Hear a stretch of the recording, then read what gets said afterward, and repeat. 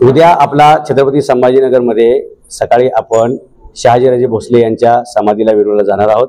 त्यांना नतमस्तक होऊन तिथल्या समाधीचे स्वच्छता करून तिथलं पूजन करून त्यांचे आशीर्वाद घेऊन आपण या छत्रपती संभाजीनगरमध्ये एक छोटासा एक प्रतीकात्मक म्हणून एक कार्यकर्त्यांचा मेळावा घेऊन त्यांना मार्गदर्शन करणार आहोत। दुपारी 3 वाजता तापडिया हॉल जो आहे त्या ठिकाणी आपला हा मेळावा आहे आणि हा मेळावा अत्यंत साधेपणाने आपण करणार आहोत। कोणी तिथे फटाकडे वाजवणार नाही, कोणी ढोल ताशे वाजवणार नाही, कोणाचाही स्वागत सन्मान सत्कार असा काय आम्ही करणार नाही।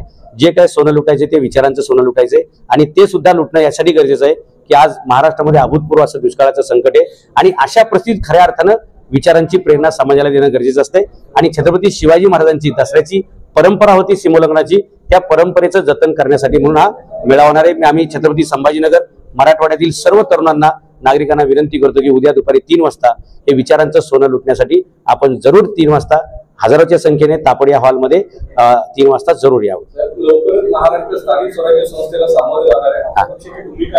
येणाऱ्या स्थानिक स्वराज्य संस्थांच्या बाबतीत तुम्ही विचारला असेल तर माझं उत्तर असे की येणाऱ्या सर्व महानगरपालिका, नगरपालिका, जिल्हा परिषद, पंचायत समिती या सर्व आम्ही स्वबळावरती लढवणार आहोत आणि महाराष्ट्रातील सर्व तरुणांना ज्या घराणेशाहीमुळे आणि पक्षीय झुंडशाहीमुळे अजिबात नवीन तरुणांना संधी मिळत नाही, त्यात खूप चांगले डॉक्टर, वकील, इंजिनियर, खेळाडू, साहित्यिक, कलाकार अशा सर्व लोकांना कधीच संधी मिळालेली नाही, त्या सर्वांना अभूतपूर्व अशी आम्ही संधी देणार आहोत आणि स्वबळावरती येणाऱ्या सर्व नगरपालिकेच्या आणि सर्वच निवडणुका आम्ही लढवून सगळ्यांना संधी देणार आहोत। आमच्या पक्षात काम करण्यासाठी 2च अटी आहेत, ती व्यक्ती साक्षर असावी आणि दुसरी गोष्ट त्यांच्यावर कोणतेही मेजर ऑफेन्सेस गुन्हे नसावेत। या 2 अटी पाळणारा कोणत्याही जातीचा, धर्माचा, पक्षात, पंथाचा, प्रांताचा, भाषेचा माणूस असेल त्या सर्वांना आम्ही तिकीट देणार आहोत। सर, एक प्रश्न असा छत्रपतींच्या नावाने अनेक पक्ष आहेत आणि ते पण शेतकऱ्यांचे प्रश्न, नोकऱ्या याबद्दल बोलतात, तुमचं वेगळं पण काय पक्षात? मी राजकीय पक्षाचा जन्म करण्या अगोदर लाखो मुलांना उद्योजक केलेला आहे।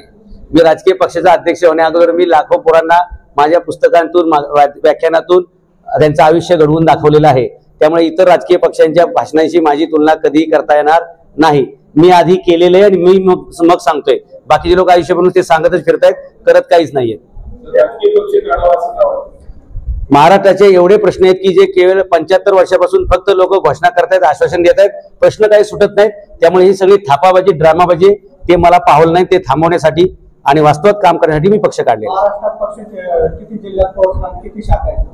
महाराष्ट्राच्या प्रत्येक जिल्ह्यामध्ये आमचा पक्ष आहे आणि आमचा पक्ष फिजिकल पेक्षा डिजिटल प्रत्येकाच्या घरात आणि प्रत्येकाच्या हृदयात पोहोचलेला आहे, हे सगळ्यात महत्वाचं आहे।